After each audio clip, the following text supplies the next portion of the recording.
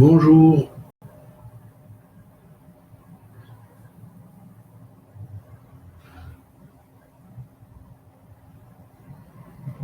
Bon, on va attendre que ça se mette un peu en place. J'ai décidé de faire aujourd'hui un cours sur la France.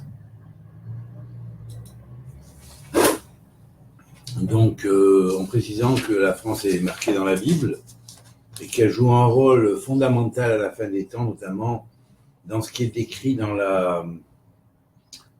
le fameux prophète Obadiah. Et donc, dans Obadiah, qui est un prophète dont le livre ne contient qu'un seul chapitre, bizarre quand même, un seul chapitre, seul et unique chapitre, catalogué parmi les 12 prophètes, les 12 petits prophètes, très hasard, et donc on a dans ces chapitres exactement 21 versets dans ce chapitre. Alors c'est évident qu'il y a une relation importante, autant dans le fait qu'il n'y a qu'un seul chapitre, un seul et unique chapitre, et qu'il y a 21 versets. En fait, si on fait l'addition des deux, on trouve 22, comme le nombre des lettres hébraïques, c'est pas pour rien. Alors, c'est dans le verset 20 qu'on va parler précisément de la France. Et là, on va revoir comment le verset s'annonce. Alors, la prophétie d'Obadiah décrit la chute de l'Empire de Rome, enfin de Rome, qui est l'Empire romain, et son influence au cours de l'histoire, notamment au travers de deux fameux Édom, ou la race rouge, si on pourrait dire, ou Édom veut dire le rouge. Le rouge était le symbole effectivement de Rome.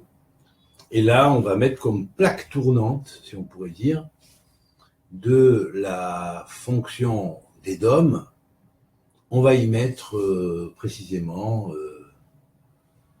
la France. Comme si la France servait vraiment de pays clé dans l'influence, on pourrait dire, édomienne, si on pourrait dire, sur le monde, sur tout l'Occident. Alors, pour terminer cette introduction, je dirais que Édom, donc, c'est le devenir, si on pourrait dire, de Ésaü, et qu'Ésaü était le frère de Yaakov, né d'Isaac, comme lui, et donc, Kadosh est saint, aussi saint que Yaakov. Parce que dans Ésaü, dans sa fonction supérieure spirituelle, et ça il ne faut pas l'oublier, il faut arrêter de dualiser à premier niveau, parce qu'on comprend que dalle quand on dit dualise dans la Torah.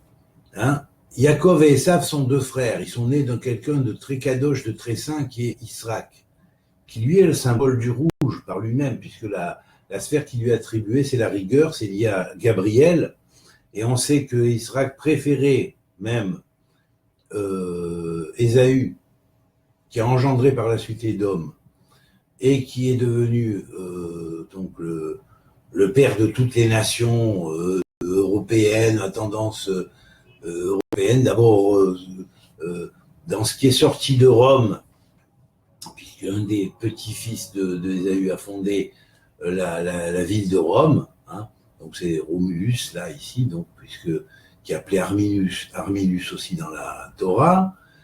Et donc, la France va jouer un rôle très important parce que je dirais que la France a été celle qui s'est associée à défaire un projet qui, au Moyen-Âge, aurait pu retourner le monde. Retourner le monde, c'est-à-dire s'il avait abouti, ça aurait pu faire transformer la Terre. Le projet des Templiers était de faire un grand centre où toutes les nations de la Terre viendraient étudier aux alentours de Jérusalem et avaient mis toutes les richesses qu'ils avaient pu retrouver en Terre Sainte et ainsi que les richesses spirituelles à disposition de ce lieu. Dès lors qu'ils ont été découverts, Philippe le Bel, roi de France, s'est associé avec le pape de l'époque pour faire détruire l'objectif templier, qui n'a rien à voir d'ailleurs avec l'objectif d'aujourd'hui. Les Templiers, c'est le sac, c'est devenu un mouvement politique. Mais je parle des premiers Templiers, les vrais. Et donc, je veux bien qu'il y ait des gens dans le monde qui se considèrent comme Templiers, quelque part, ou constructeurs du temple, et qui ont la philosophie templière, mais bon, en dehors de notions de mouvements qui portent ce nom et qui n'ont rien à voir avec. Forcément, du moins. Je ne dis pas qu'il n'y a pas des individus qui peuvent avoir avec, mais bon, le gros du mouvement, c'est politique. Donc le but de l'accumulation des richesses et de les avoir mises de côté pour les faire échapper, disons, à la mise de main basse de l'Église sur les fonds dans lesquels ils avaient réussi à accumuler autant les trésors du temple de Salomon, 800 tonnes d'or, que près de 600 tonnes d'or du trésor de Clovis. Donc ça vise toute l'Europe finalement. Et après, donc c'est parvenu aux mains de l'islam, et donc les Templiers avaient réussi à retirer ces richesses-là de l'islam, pour les faire retourner, si on pourrait dire, à leurs racines. Et puis, leur objectif était donc d'unifier, ou de faire unifier, un grand projet messianique, quelque part, et véritablement messianique, de faire unifier la totalité des peuples autour de Jérusalem et réaliser l'objectif prophétique, et non pas pseudo-religieux sectaire des religions qui ont des bornes devant les yeux et qui ne voient que par leur niveau à eux-mêmes, ou leur manière de voir selon leur point de vue. Donc l'objectif était très noble à la base. Bon, donc la France a fait échec à cet objectif, puisque c'est grâce aux espions français que la chose s'est faite. Eh bien, on va voir que finalement, bon, si la France avait été choisie quelque part comme clé dans l'objectif de la délivrance, c'est parce que la société templière qui a eu à l'origine cet objectif-là est sortie de France. Et même si les Templiers ont été exécutés, à la fin des temps, quelque part, il y aura des vrais Templiers qui renaîtront, qui sont des chevaliers de lumière, et qui verront pas ça qu'au niveau matériel, qui verront ça dans le domaine de la chevalerie spirituelle, et donc là, ils deviendront les soldats de la lumière des temps messianiques. Alors maintenant, on va voir quelle est la signification que Obadiah donne. Donc vous lirez tout le texte du chapitre d'Obadiah, il n'y a que 21 versets, c'est pas énorme, il n'y a qu'un seul chapitre. Alors déjà, Obadiah, la valeur numérique de Obadiah, c'est une grande introduction, ça. C'est Zman, le temps. Ça veut dire que la prophétie qui est dictée ici est dictée par un prophète qui lit les temps. Vous voyez ? Et on voit donc que sa valeur numérique est égale à temps. Il est serviteur de Dieu. Obadiah veut dire serviteur de Dieu. Et donc, dans le verset 20, il dit,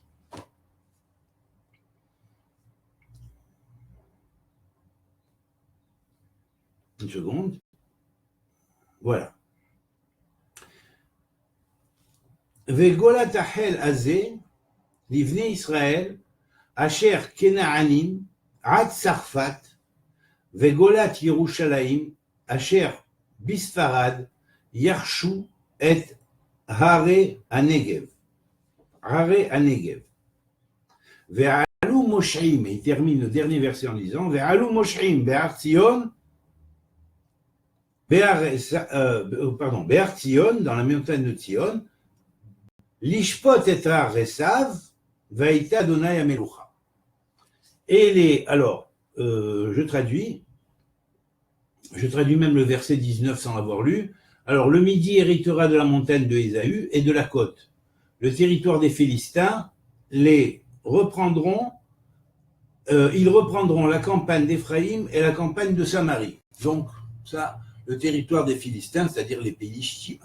Les Pélishtim, c'est aujourd'hui ce qui a pour nom de Palestiniens qui a occupé la terre pendant presque 2000 ans. Donc, que je sache, les colons, depuis 2000 ans, c'était les Palestiniens qui étaient là-bas. C'est pas les Juifs qui sont revenus sur leur terre, alors que depuis la prophétie d'Obadiah et déjà bien avant, on espérait toujours retourner en Terre Sainte. D'accord? Donc, maintenant, les exilés de cette légion d'enfants d'Israël, légion d'enfants d'Israël, on parle des Juifs, en particulier, qui est donc la tribu édomite qui est revenue de Babel, hein, répandus depuis Canaan, qui sont répandus depuis Canaan, c'est-à-dire Canaan désigne à peu près tout le Moyen-Orient, enfin la partie notamment où est cité dans la paracha Lech Lecha, et Canaan occupait la terre, donc là-bas de la Nubie, l'Afrique, une partie du haut de l'Afrique, en montant vers l'Égypte et ensuite vers Israël, et Israël est inclus dans Eretz Canaan. Donc voilà.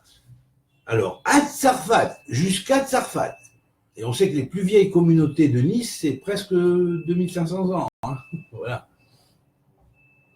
Et Ad-Sarfat. Et les exilés de Jérusalem. Tsarfat, c'est la France, jusqu'à la France. Et les exilés de Jérusalem, répandus dans Sfarad, Sfarad c'est l'Espagne, posséderont les villes du Midi. Et les libérateurs monteront sur la montagne de Esaü pour se faire les justiciers du monde de Esaü, le monde de Tzion, pardon, et les libérateurs monteront sur le mont de Tzion, c'est-à-dire là où il y a le Harabaït, hein, le mont du Temple, pour se faire les justiciers du monde d'Ésaü, et la royauté appartiendra à l'Éternel. Voilà. Alors maintenant, ça, c'est comme ça qu'est appelée la France en hébreu. Le nom est Tsarfat. Alors, Tsarfat, pourquoi ce nom, Tsarfat?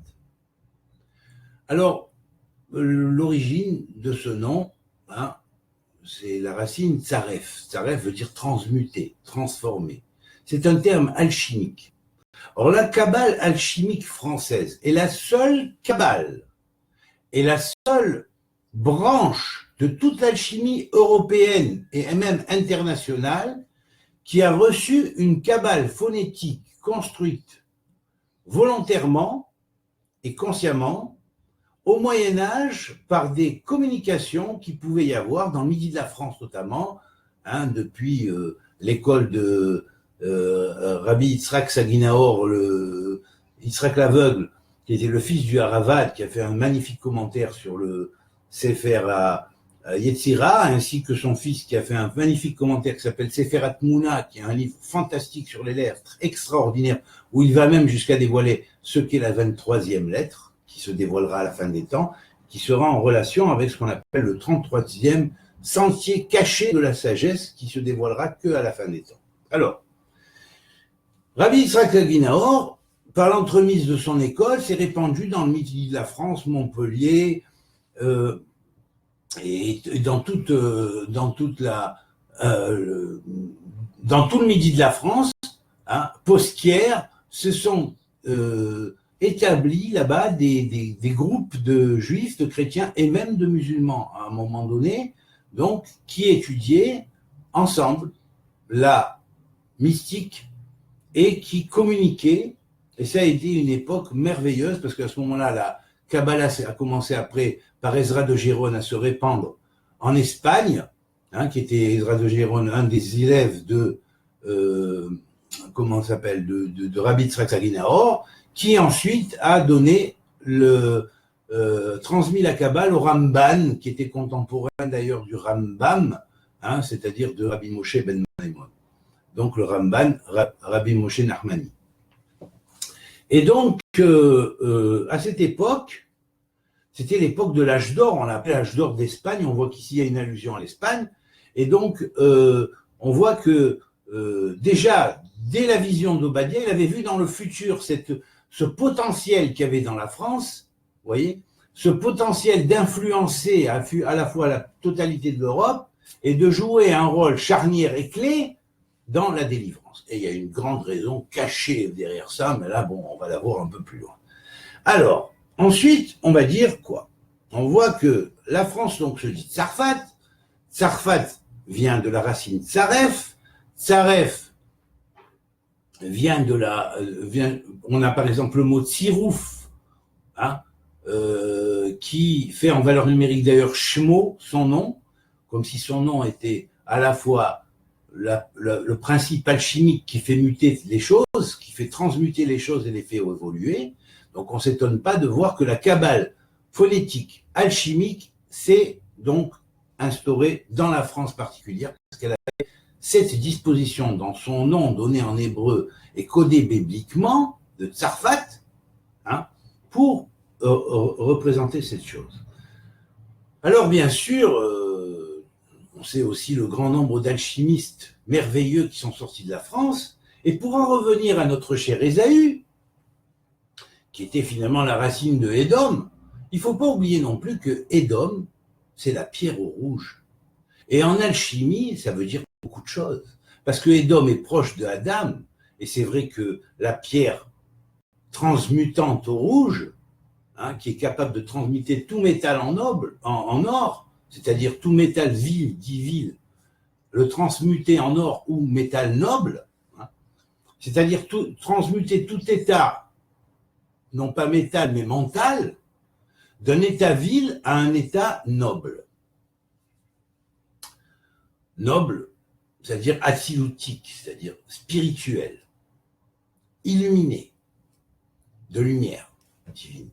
Et donc, on a, au travers donc de l'allusion avec Esav, qui lui est le père d'Édom, et comme dit la Torah, Esav ou Avi Édom, ou Édom. Ça veut dire Ésaü est le père d'Édom, et lui, il est Édom lui-même. Pourquoi? Parce qu'il y avait eu un Édom qui, lui, existait avant même le cycle adamique, ou cycle du Tikkun que nous opérons aujourd'hui. Et cet Édom-là, c'était une allusion à on pourrait dire, la race rouge, quelque part, symboliquement, on l'appelle aussi comme ça, ou l'Atlantide. Donc, quand l'Atlantide a été submergée, les connaissances de l'Atlantide sont passées dans le cycle, par Adam, hein, Dieu a refait un nouvel homme, une nouvelle humanité, et par Adam, les connaissances ont été transmises. À l'époque d'Enoch, toutes les connaissances antérieures des cycles précédents a été adaptées par Hanoch, par Enoch donc, qui est le grand scribe, le grand adaptateur de la tradition primordiale, si on pourrait dire, à notre tradition du Tikkun, qui va réparer les erreurs qui ont été faites sur la tradition primordiale universelle, parce qu'il y a eu un moment une cassure, à cause des défauts humains et de l'égoïsme humain. Chose que nous devons réparer. Alors dans Édom, comme ça veut dire aussi le rouge, c'est le symbole de on pourrait dire de l'orgueil et de la colère. Alors ça a été ce qui a mené ces peuples-là à leur fin. Donc Dieu a refait le monde quelque part et il a redonné une chance. Il a enlevé le vav d'Édom qui était dans Adam et il a fait Adam. Et il a fait pour un cycle de 6000 ans. C'est comme s'il y avait un nouveau vav. Et là, on dit il y a un roi d'Édom, deux rois d'Édom, trois rois d'Édom, quatre rois d'Édom, 5, 6, 7. Le 7e roi d'Édom qui va représenter le Shabbat, va représenter dans les 7 millénaires, le millénaire shabbatique ou millénium, qui va représenter le tikkun sur ce qu'on appellerait le 7e roi d'Édom, parce qu'il y a eu 7 grands rois d'Édom. Et le 7e roi d'Édom est appelé le roi de la paix. Ce roi de la paix, il était antérieur, bien évidemment, au cycle adamique. Mais il doit revenir à la fin, et il s'est même manifesté à l'intérieur même de ce cycle-là, adamique. Mais il n'est pas venu apporter la paix, mais l'épée. Et donc, il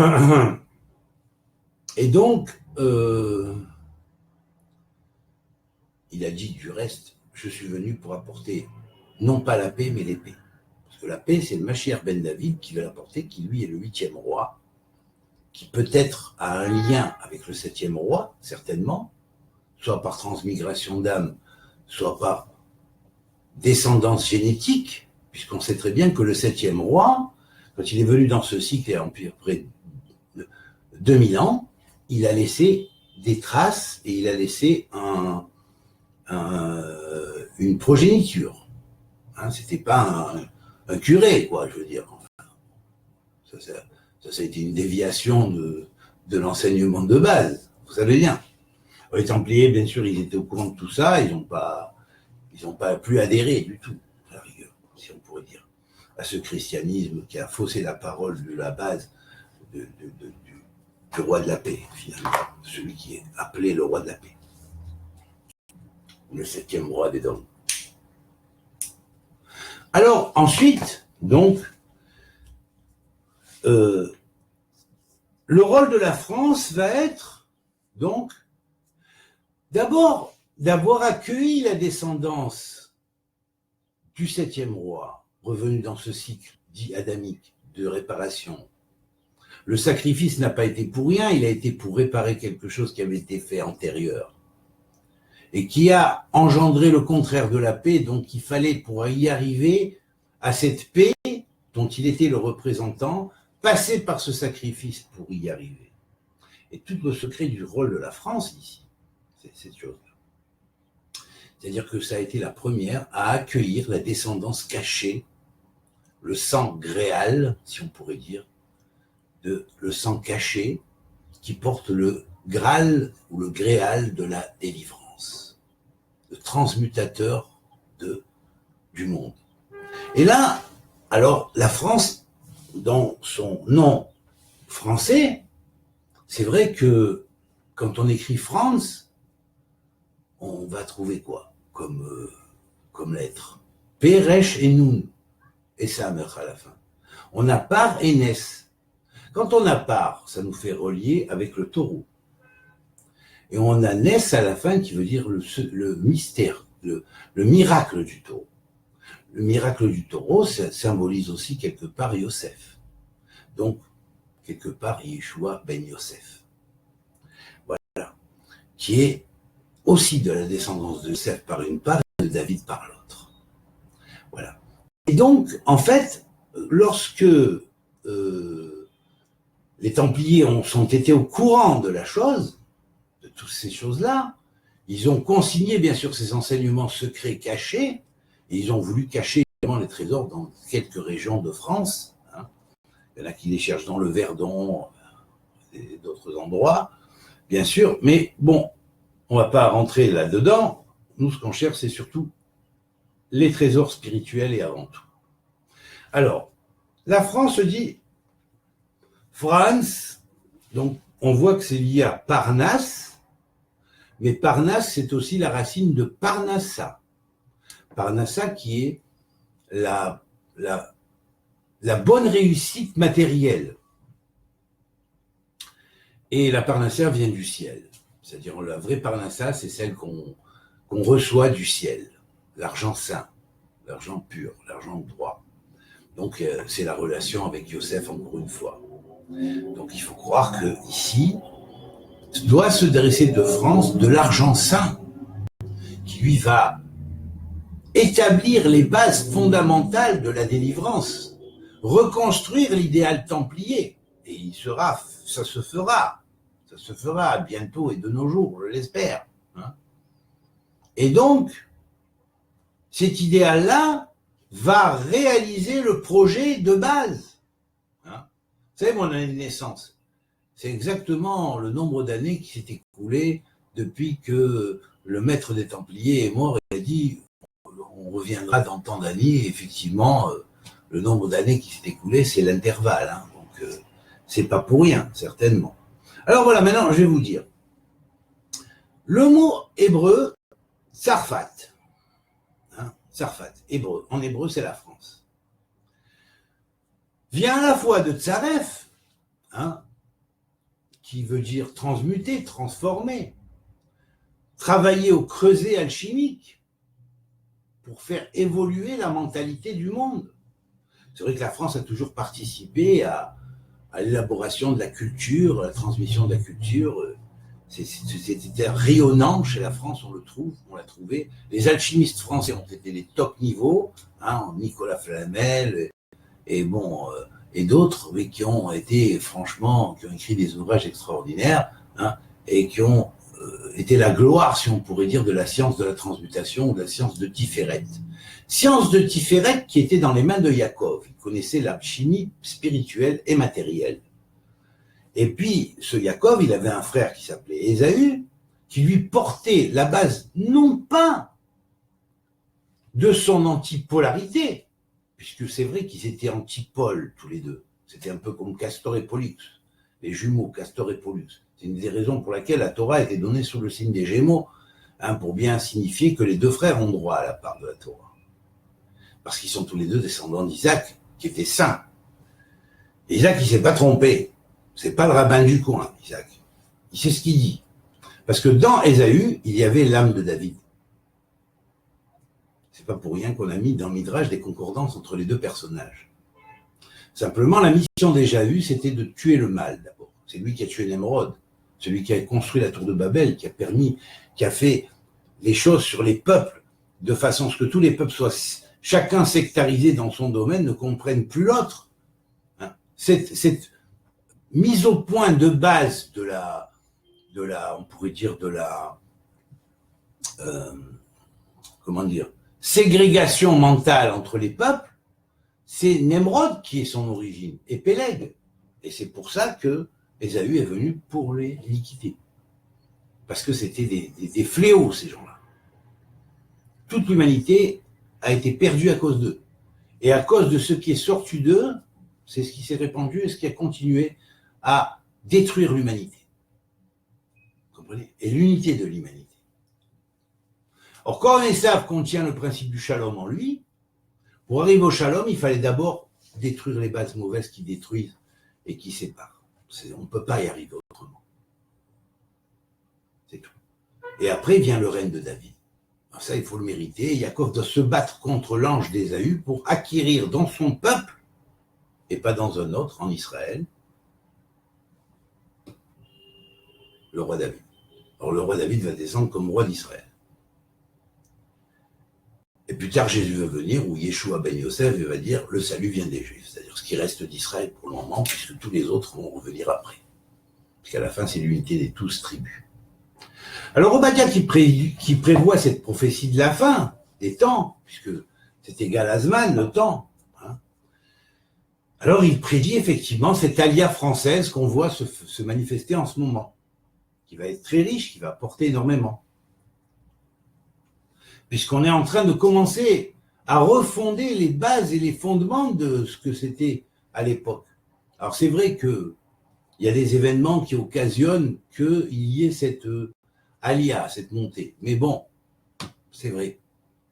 Ça fait partie des mauvais parcours de l'histoire et des difficultés qu'il y a à ce que certains projets qui auraient pu se réaliser autrement, de manière plus simple et plus gentille et plus douce, doivent se réaliser de toute façon en passant par des rigueurs, parce que par la bonté, les gens ne veulent pas la réaliser. Alors on va retrouver dans la France, Tzarfat, la valeur numérique 770, qui est la valeur numérique de Beit Mashiach, la maison du Messie. Alors c'est bien sûr, pourquoi ? Parce que la descendance du Messie, c'est par la France qu'elle est passée.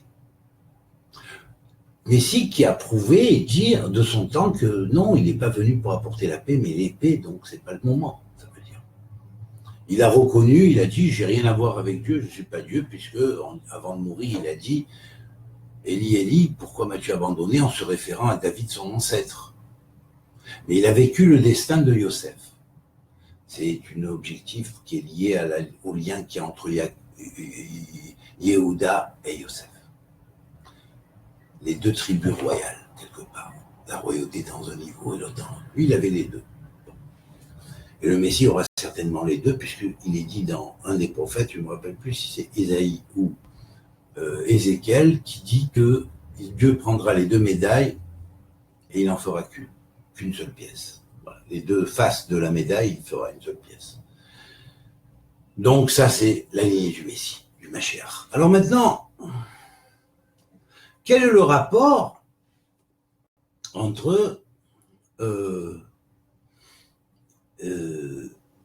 Yerushalayim, puisqu'on dit et Galout Yerushalayim, Galout de Jérusalem, Asher Besfarad, qui est en Espagne, c'est-à-dire que apparemment il y a eu énormément de Juifs qui ont quitté l'Espagne, qui ont quitté Israël, Jérusalem, qui sont descendus pratiquement directement s'installer en Espagne. C'est devenu ce qu'on appelait les Sfarades. Hein. Il est resté toujours dans toutes les générations en Israël des Juifs qui étaient là et qui attendaient de génération en génération la fin des temps et la réalisation de cette prophétie que l'on voit se réaliser de nos jours, surtout. Voilà, depuis déjà la résurrection de l'État d'Israël et surtout ces dernières années avec l'alliage juive de France. Et d'Espagne d'ailleurs aussi.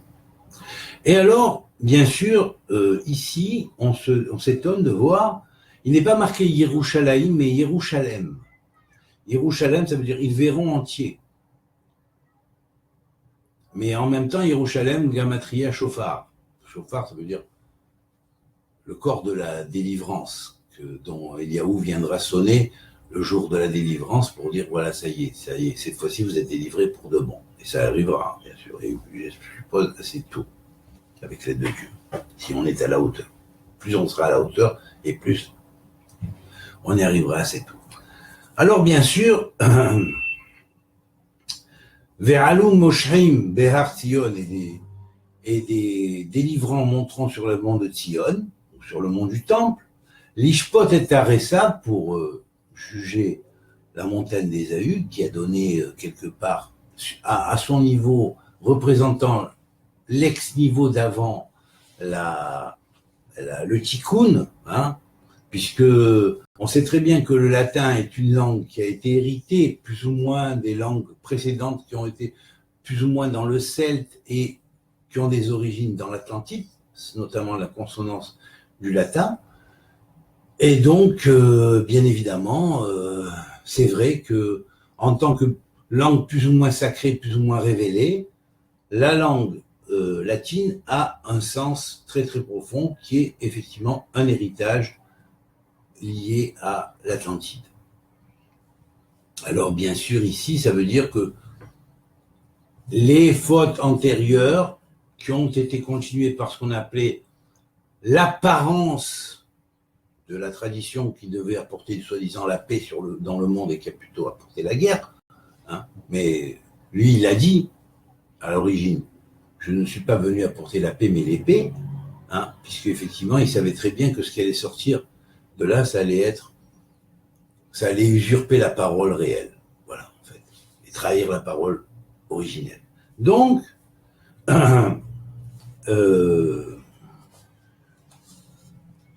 l'Ishpot et Aressav, ça veut dire pour juger la montagne de la paix, aussi, quelque part. Et là, la royauté sera à l'éternel, c'est-à-dire que Dieu fera tout et remettra toutes les choses en place. La chute d'Ésaü est nécessaire, finalement, à la reconstruction et la germinance du règne de David. Alors, on va voir maintenant des symboles français clés, comme par exemple le drapeau, pourquoi il a été adopté, ces trois couleurs qu'on a mis, bleu, blanc, rouge. Pourquoi? Ici, elles ne sont pas forcément dans l'ordre des sphirotes, mais le blanc, on l'a mis au milieu, le blanc, il est en fait la sphira de Chesed. Alors que le rouge symbolise la sphira de Gevura, c'est-à-dire l'axe de la rigueur et de la justice, hein, et que le bleu symbolise plus l'axe central, c'est-à-dire l'axe sur lequel il y a Tiferet et l'alchimie. Alors bien sûr, dans la couleur bleue, ça symbolisera Tiferet, mais c'est vrai que dans ce qu'on appellerait la pierre au rouge, c'est le rouge qui va le symboliser aussi. Donc le rouge n'a pas que symbole de rigueur, il a le symbole d'une rigueur qui va, si vous voulez, mener la pierre au rouge, c'est-à-dire mener la pierre où l'alchimie a son développement maximum, et là on parlera même d'alchimie collective quelque part. Alors bien sûr, donc il faut compter sur l'alliance française, elle est très importante. Et là, je dirais une chose, c'est que lorsque Yaakov a fait le marché avec Ésaü, lui dit, tu sais, il avait ce plat qu'on dit de lentilles, qui est appelé Edom, un plat de lentilles rouges qu'il avait qu'il avait préparé. Certes, il avait été même le meilleur cuisinier du monde, hein, le master chef d'Israël et de Navarre. Je ne pense pas qu'Ésaü aurait été aussi bête pour tronquer sa Bekrora avec. Par contre, il a échangé avec Yaakov, il s'est partagé. Il a dit, d'accord, toi, si tu veux, garde l'alchimie spirituelle, moi, donne-moi l'alchimie matérielle, la possibilité de faire de l'or. Effectivement, derrière ce plat de Hadom que donnait Yaakov à Ésaü, c'est la recette alchimique pour faire de l'or. Et effectivement, on pourrait dire que la société romaine, après s'étant terminée par le Vatican établi à Rome, a fait énormément d'or, quelque part. Voilà. Et beaucoup d'alchimistes ont été chrétiens. Et il y a même eu des curés qui ont pratiqué l'alchimie. Voilà. Donc, ça, c'est l'alchimie matérielle. L'alchimie spirituelle, elle est restée dans les mains de Yaakov. Je ne dis pas qu'il n'y a pas des chrétiens qui pratiquent l'alchimie spirituelle, il y en a, grâce à Dieu, et qu'il n'y a pas des juifs qui pratiquent l'alchimie matérielle. Voilà. Donc, voilà. Mais disons qu'en gros, c'est comme ça qu'on doit comprendre le texte à la base, et puis après, on peut travailler aussi avec les mixages, hein, parce qu'il y a toujours des mixages. Et donc, on va voir que le terme Hadashim, qui veut dire les lentilles, contient les lettres, en fait, de Am Shaddai, ou Shaddai Am, qui veut dire le peuple du Dieu puissant. Et que Adom est égal à Na. Na, ça veut dire je t'en supplie. Ça veut dire que pour sortir de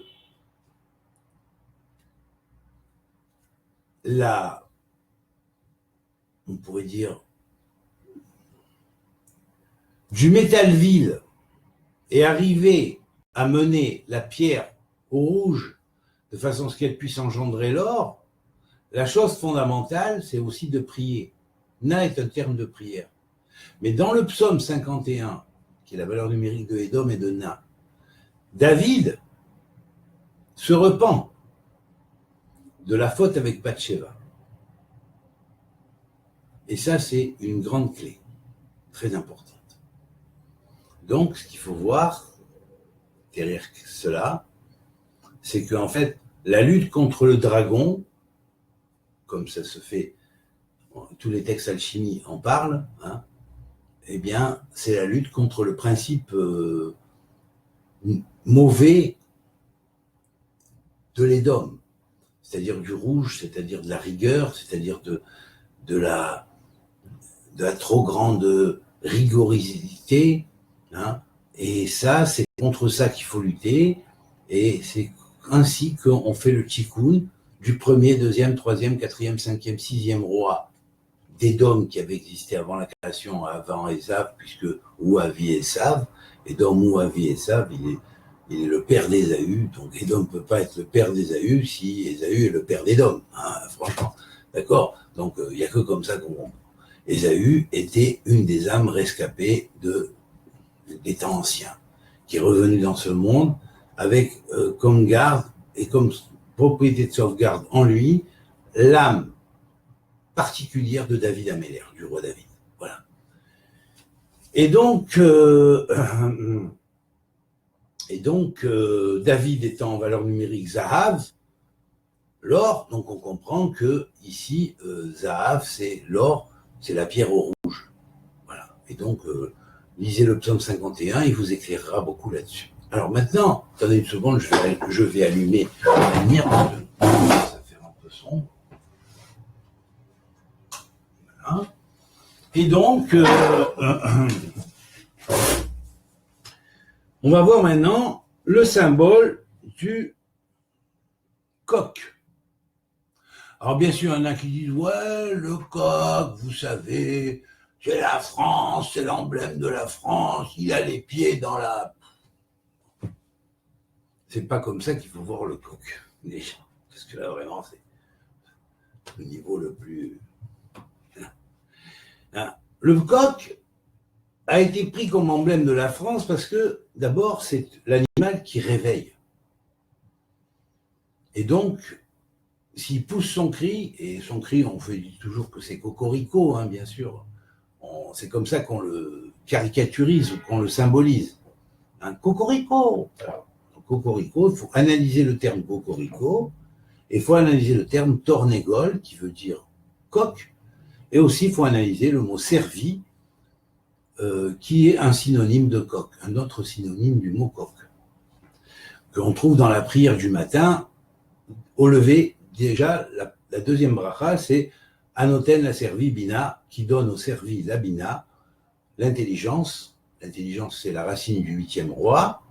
Hein, les avdil ben yom velala, donc pour reconnaître entre le jour et la nuit. Alors bien sûr, lorsque on va analyser le premier terme, tornégole, on va voir que le terme tornégole contient la racine tor, la colombe.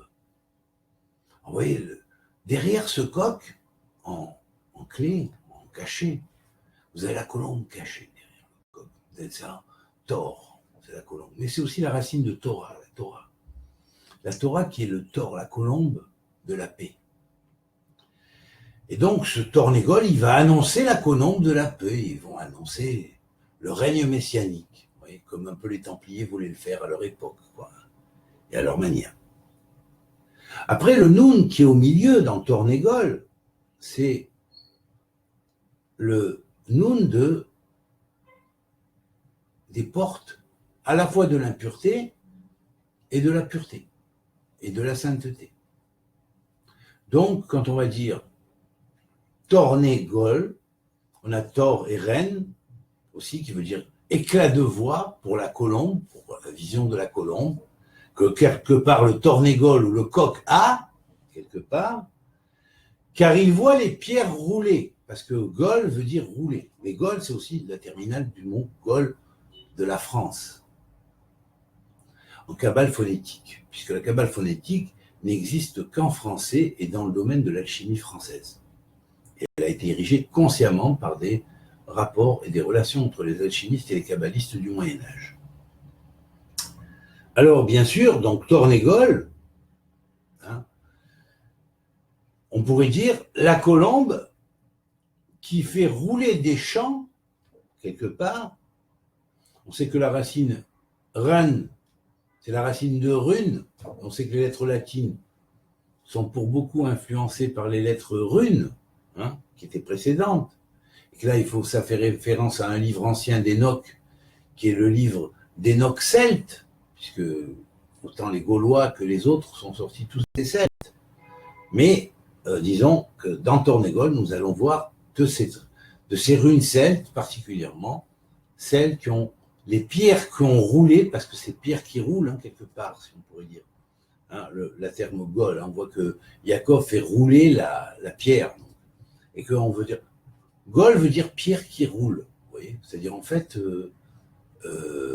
c'est comme si que c'était une allusion à faire tourner quelque part les lettres à l'intérieur des pierres, ou les pierres à l'intérieur des lettres, bon, d'où les dolmens, les machins, et tous ces monuments préhistoriques, on pourrait dire, hein, qui ont été laissés par des anciens, depuis les Celtes jusqu'aux Gaulois et aux Vikings et tous les autres peuples de l'Europe. Et donc, nous avons chez le coq quelque chose qui va tout de suite nous frapper, c'est la crête. Le coq a la crête, et sa crête est rouge. Vous voyez. Donc elle a une relation avec Édom quelque part, et la pierre rouge, mais c'est aussi une allusion dans la symbolique du coq et de la France à la fameuse couronne rouge d'Égypte. Alors la couronne rouge d'Égypte, la couronne pharaonique du pharaon qui règne sur la Basse-Égypte et des fois même la Haute-Égypte. À l'époque de Yosef, la couronne rouge, c'était pour la Basse-Égypte. Yosef a pris la couronne blanche. Alors, bien sûr, la crête du coq symbolise donc cette couronne rouge. Et le coq va être lié ici à l'ange Gabriel, symboliquement. Et on dit qu'il y a dans le ciel un coq, qu'on appelle le coq noir, qui lui, à la fin des temps, chantera « Il vient le jour de l'Éternel, un jour grand et redoutable ». Et là, redoutable, il annonce la grande guerre qui est appelée de Gog et Magog. Gog et Magog, Gol et Magol, ou gauche et Magoche. Vous voyez ? Et là, on a le guimel qui se transmute par un lamed, le lamed qui se transmute par un shin. Vous voyez ? Eh bien, c'est quoi Gog et Magog ? Gog, c'est l'Europe. Influencé par Magog, c'est-à-dire par le socialisme qui s'est installé de la Russie, Magog, qui était appelé Magol dans l'Antiquité, et donc qui va petit à petit s'étendre par son plan, non pas communiste, mais disons socialiste, tout au moins. C'est déjà quelque chose hérité de la gauche qui est rouge quelque part. Donc, c'est comme ça qu'on fait rentrer après d'abord le rouge, après il y a le noir, et après l'œuvre au noir, on revient à l'œuvre au blanc et l'œuvre au rouge. C'est comme ça le processus. Et donc, on va voir que notre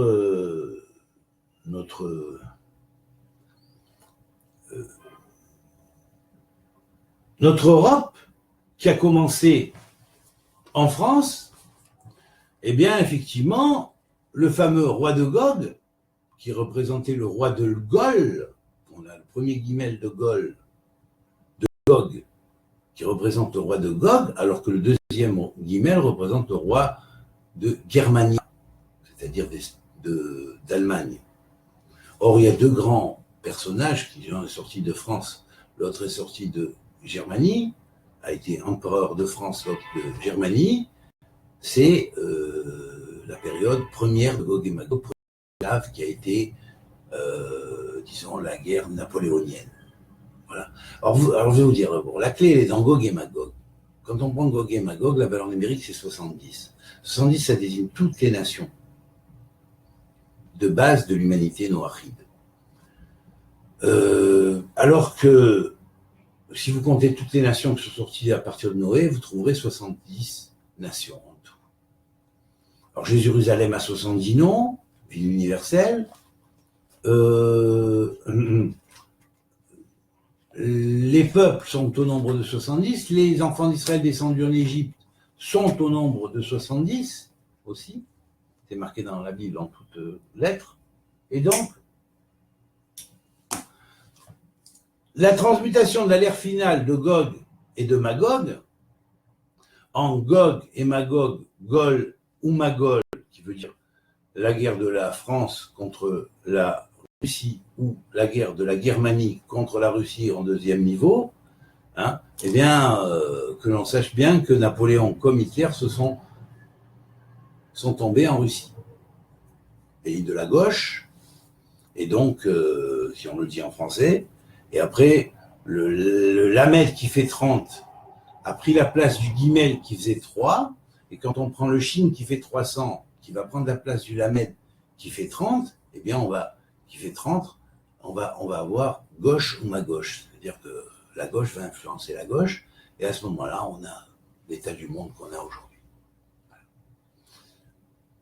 Voilà. Vous voyez ?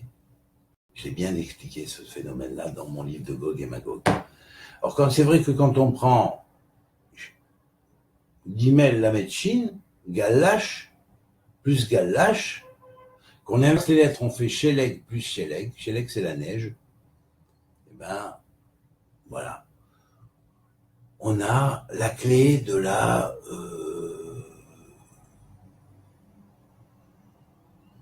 Première Guerre mondiale et Deuxième Guerre mondiale, puisqu'il y avait la France comme la Germanie dedans. Mais on a aussi la clé de Napoléon, dont la valeur numérique est 666, à la valeur numérique de Galash multiplié par 2, c'est-à-dire Galash qu'on trouve dans Gog ou Magog, Gol ou Magol, et Gauche ou Magoche, et le Galash qu'on trouve à la fin, donc, qui fait Galash 333 plus 333 égale 666. Voilà. Alors, bien sûr, c'est pas étonnant de voir que Napoléon, dans sa valeur numérique, fait 666. Il va représenter l'empire de la bête dit l'impérialisme. Puis après, on va avoir l'Ayatollah Khomeini qui va représenter l'extrême droite matérielle, spirituelle. L'extrême gauche, oui, c'est l'extrême gauche spirituelle.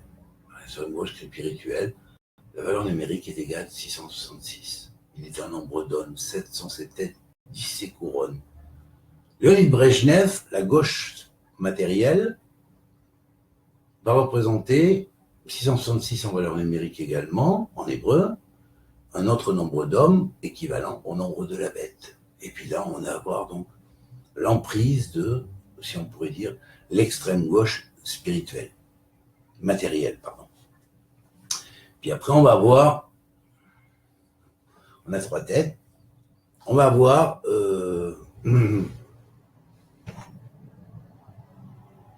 une allusion aux extrêmes droites, Piotim et Vatican, l'extrême droite spirituelle. Et là, ceux qui sortent du Vatican, c'est-à-dire certains Illuminati qui ont réussi à rentrer au Vatican de gré ou de force, voulu ou pas voulu de toute façon, hein, et qui ont préparé, on pourrait dire, depuis déjà très longtemps, hein, ces déviationnismes qu'il y a pu y avoir dans le christianisme.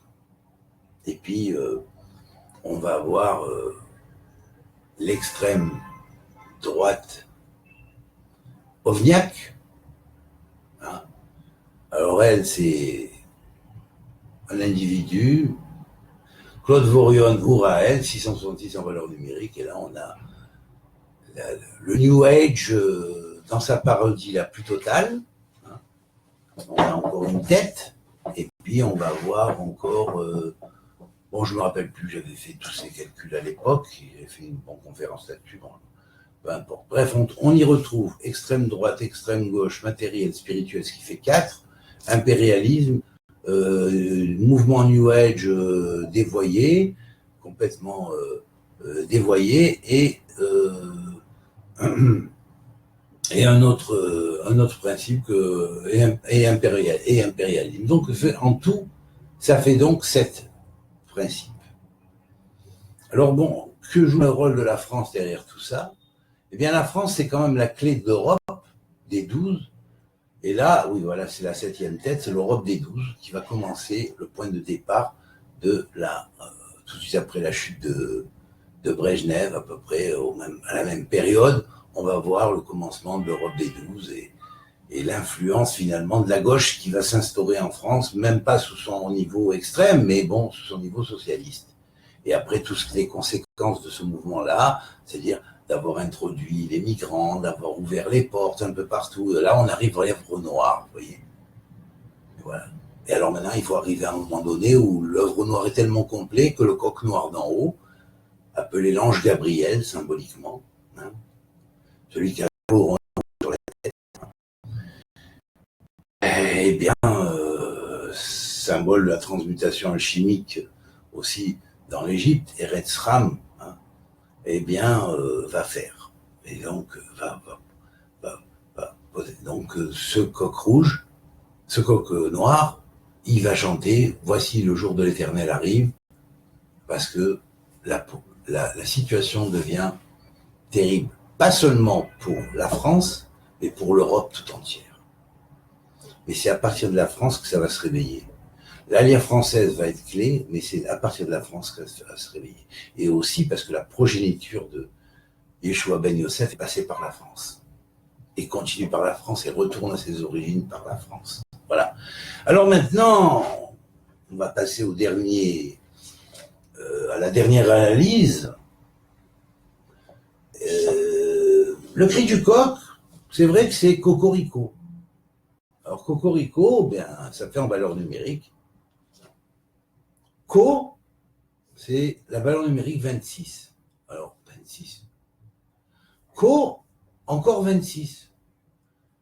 Ri, encore ri au milieu. Et co, 26 encore. Alors on va trouver 3 fois co. Eh bien, ces 3 fois co, c'est le symbole de Beth Alachmi, la maison du pain. Pourquoi? Parce que 3 fois co est égal à Lechem. Lechem, c'est la maison du pain, c'est Bethléem. C'est le secret de Bethléem qui est en France et qui est passé par la France. Et donc, c'est 26, 26, 26, c'est-à-dire 3 fois 26. C'est la raison pour laquelle, parce que le secret du pain est en France et vient de France, que, écoutez-moi bien, hein, celui qui a été, qui est, qu'il sera, l'éternel 26 est un, l'éternel 26 qui a été est un, l'éternel 26 qui a été, qui est un, et qui sera est un. Donc les 3 temps, 26, 26, 26 égale 78, comme d'ailleurs Aya, VOV, VIE, il a été et il est et il sera égale 78, 3 fois 26. C'est vrai que quand on prend tous les nombres de 1 à 12, eh bien on a 78, de 1 à 12. Donc la France est vraiment la clé de l'Europe, quelque part, voilà. De par son emblème, de par sa clé, de par tout ça. Voilà. Et donc, lorsqu'on va prendre le nombre qui est dicté ici, eh bien, c'est un nombre qui a une relation avec le dévoilement de l'unité des 3 temps et de la jonction des temps. Vous voyez ? Le riz qui est au milieu des 2 premiers co et du dernier co, eh bien, c'est la valeur numérique Kherev. Kherev, ça veut dire l'épée. C'est vrai que l'épée va dominer en France. C'est vrai qu'il y a des catastrophes parce que on voit qu'aujourd'hui, on tue une lame âgée à coups de couteau en lui donnant 10 coups de couteau avant de la brûler. C'est vraiment le sommet du fanatisme de l'œuvre noire qui travaille là-bas. Et œuvre noire qui va produire par la suite et à la fin l'œuvre rouge, mais en passant d'abord par l'œuvre blanc, une belle épuration. Et là donc, dans le mot Kherev, on a aussi les outilliotes, les lettres de Bahar. Il a choisi. C'est parce que le choisi a été en France. Et la France a été choisie et est choisie pour retourner à sa racine et amener une grande part de la délivrance au monde.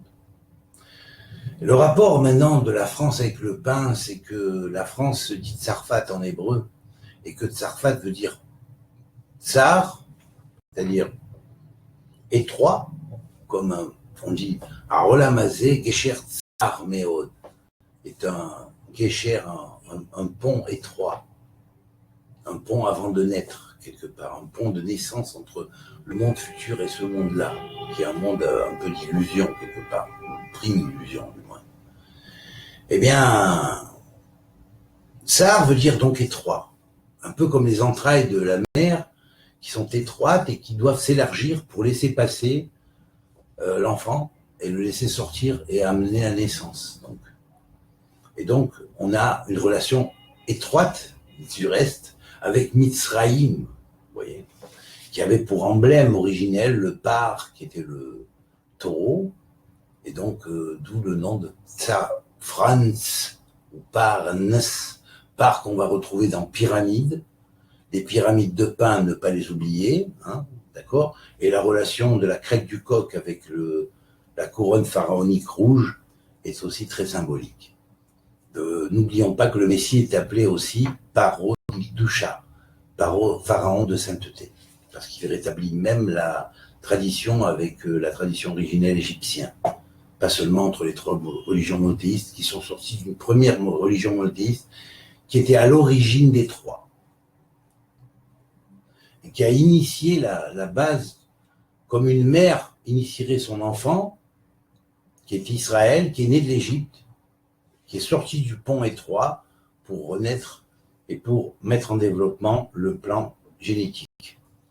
Que l'Égypte, de par sa hiéroglyphique, symbolisait la cifria génétique du monde, quelque part, établi par Hanor, bien sûr. Ça, c'est quand on lit comme ça, c'est comme ça qu'on le voit. Avec les 70 clés n'oublions pas que dans l'Égypte, il y avait aussi 26 bases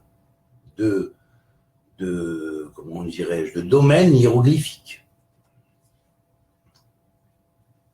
N'oublions pas que dans le Magen David, dans l'étoile de David, il y a 12 points, et que les 12 points associés donnent la valeur numérique de 78, 3 fois 26.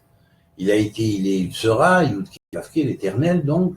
Hein, et donc, chose que le coq qui chante proclame, hein, et en même temps proclame la maison du pain, puisque n'oublions pas que 3 fois cause, c'est pain, en valeur numérique. Hein. Et là, curieusement, on va voir que le nom de la France, qui a adopté ce fameux tornégol comme emblème, hein, ou coq comme emblème, ça va être tsar et pâte. Pâte, c'est quoi? C'est le pain. Alors, ça veut dire le pain étroit. C'est quoi le pain étroit? C'est la baguette. Voilà. Pourquoi la France a été appelée Tsarfate? Parce qu'on savait qu'ils allaient sortir la baguette. Mais c'est pas pour rien que la France a sorti la baguette. Parce que la même baguette symbolise le yesod de Harir de l'ancien des temps, qui on dit est long.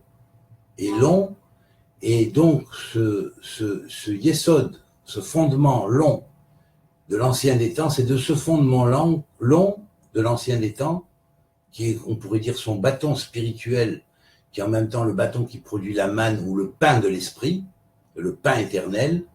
C'est de là que va sortir l'homme de la maison du pain, qui est le Messie. Voilà. Alors donc, quelque part, le Messie est, oui, lié à la France. Et puis, la France est appelée, le coq est appelé aussi servi. Alors, servi, c'est en valeur numérique Shélo. Shélo, ça veut dire c'est son coq à lui. Son coq à lui, ça veut dire c'est son coq, c'est son poulain. C'est le poulain de l'Éternel. La servie, c'est Gamatria la louche. Je suis content de pétrir les 12 pains d'Israël, des tribus d'Israël, et en même temps du monde entier. Parce que tout le monde y accédera. Et puis, vous savez, la servie, synonyme du coq, dans la bracha du matin, qu'on dit, qui donne au coq l'intelligence de distinguer entre le jour et la nuit, et de réveiller les gens pour qu'ils sachent distinguer entre le jour et la nuit, et qu'ils arrêtent de tout voir à un niveau terre à terre. Les choses sont beaucoup plus profondes, bien souvent, que l'on croit. Et la Torah, surtout, quand elle dit quelque chose, elle sait de quoi elle parle. Obadiah, qui a transmis cette prophétie, il savait très bien de quoi il parlait. Et s'il a mis la France Tsarfate, et qu'un peu après on a trouvé Sfarad, c'est parce que les premières chaînes de kabbalistes, au temps où s'est établie la kabbale phonétique alchimique française, hein, qui sortait de l'école de Rabbi Yitzhak Saginaor, celui qui voit dans la lumière, mais qui était aveugle, Yitzhak l'aveugle. Peut-être qu'il avait un nitzot ou une étincelle de l'âme de Yitzhak, qui lui aussi était devenu aveugle. Eh bien, c'est lui qui a pondu Yaakov et Ésaü. Yaakov et Ésaü sont sacrés, l'un comme l'autre. Parce que de l'un, même s'il va avoir un parcours un peu difficile pendant un moment, ben après, va sortir quand même David. Voilà. Et David, c'est le or du monde, c'est la lumière du monde. C'est en même temps ce qui permet de transmuter les consciences de métal vil ou de mental vil en mental noble. Voilà. Alors que Dieu fasse et répande que la noblesse d'esprit se répande sur la France et que la France prenne conscience, de par la manifestation qu'il va y avoir demain, que des virus descendus de l'espace, car comme le dit le texte de l'Apocalypse de Jean, hein, Satan et ses hordes seront mises hors du ciel, et il se réfugiera son empire sur la terre, parce qu'il s'est cassé la figure du ciel. Il a déjà été vaincu en haut, lors de l'ascension. Il a déjà été vaincu. 6 des têtes ont été coupées de la bête. La 7e tête, elle est là, sur terre. Et en descendant, tous les soldats de la mort sont engagés là. Et là, c'est quoi, soldats de la mort? Ce sont des entités qui sont mauvaises, qui se logent dans les gens, qui les incorporent, qui les possèdent au fur et à mesure où ils leur ouvrent les portes, où ils ne travaillent pas sur eux, où ils ne font pas le travail chimique de transformation d'eux-mêmes. Ils les possèdent, et en les possédant, ils leur font faire des actes exécrables. Voilà, et c'est comme ça, c'est ça l'œuvre noire. C'est l'esprit mauvais diabolique qui a été rejeté du ciel, qui est tombé sur terre, et qui en tombant sur terre va venir amener tous ces soldats de la mort sur la terre, et c'est ce que les kabbalistes appellent la 50e porte de l'impureté, qui est appelée la porte de la mort, qu'il faudra traverser, même de son vivant, pour arriver à se réaliser. Pourquoi on est tous des morts vivants, il faut retrouver la vie et chasser la mort qui est en nous, qui cherche à nous posséder. Voilà, c'est tout. Et cette mort, elle s'étend de partout dans le monde, et elle se répand, et elle se répand et continue à se répandre, et à partir d'un point qui est en forme d'ailleurs de 5, étoile à 5 branches quelque part, la France, vous voyez sa forme, hein, et ben elle est en train de se répandre dans le monde. Voilà, et elle peut se répandre pour le bien, pour l'ouverture des 5 sens du bien, ou pour le mal, pour l'ouverture des 5 sens inversés et de l'œuvre noire. Alors, à vous de voir et de mettre un holà à l'œuvre noire. Pour commencer à faire germer l'œuvre blanc, le rétablissement du règne du Bethléem, de la maison du pain, et qu'ensuite on puisse passer au Malchut Ben David ou avec la pierre rouge et la transmutation de toute la terre en or, symboliquement, qui est la lumière. Ainsi, le verset de la Genèse, qui est le premier verset qui dit Bereshit bara Elohim et Hashamayim ve'et haaretz. Au commencement, Dieu créa le ciel et la terre était tohu bohu, et les ténèbres couvraient la surface de l'abîme. Le souffle de Dieu planait au-dessus des eaux, et Dieu dit que la lumière soit et la lumière fut. Que la lumière soit et la lumière fut. Mais c'est marqué que la lumière soit et la lumière fut sera, en fait. Ça se traduit. Elle fut, mais elle sera encore. Et ça, c'est par le futur. C'est pourquoi c'est marqué sauf Maaseh Mahashava Tehila. La finalité d'une œuvre est prévue dès son commencement. C'est pourquoi elle fut, mais ça sera. Le Yehior, c'est pas simplement une lumière qui a été à l'origine de la création. Elle a été, mais elle sera. Parce qu'on l'a pas vu arriver encore. Voilà. Et quand de Tzion sortira la Torah et la parole de Dieu de Jérusalem, alors on verra la vraie lumière. Voilà. Et ça, c'est proche, ça arrive. On y va, on s'y achemine de jour en jour. Paix sur la terre aux hommes de bonne volonté. Amen. Et que Dieu fasse que bientôt les prophéties qui restent s'accomplissent, parce que c'est sur la bonne voie. Et jusque-là, grâce à Dieu, tout ce qui m'avait été dévoilé depuis 1992, déjà même d'autres choses avant, mais en particulier sur la politique et l'évolution de 92 à maintenant, c'est boule. C'est juste. Il n'y a pas un truc qui est faux. Mon livre de Gog et Magog est une vérité absolue, un message d'une révélation dans les temps modernes. C'est Dieu, l'Éternel, qui me l'a révélé par son ange, qui avait parlé à Daniel à l'époque, et c'est la vérité. Voilà. Maintenant, que ceux qui ont des oreilles entendent, et que ceux qui ont des yeux voient. C'est tout. Koltouv amitié à tous, et je remercie Pascal Keter qui m'avait demandé de bien vouloir parler de ce thème de la France. Et bon, ben, j'ai un peu brossé rapidement. Il y a plein de choses sur lesquelles, dans d'autres cours, j'ai aussi développé d'autres thèmes plus profonds. Et bon, ben, il y a, je veux dire, c'est un terme large. Voilà. Que Dieu vous bénisse à tous. Au revoir et à bientôt. Et puis, n'oubliez pas, paix sur la terre aux hommes de bonne volonté, et éloignez-vous des gens qui cassent tout en morceaux, parce que ça, c'est Nemrod.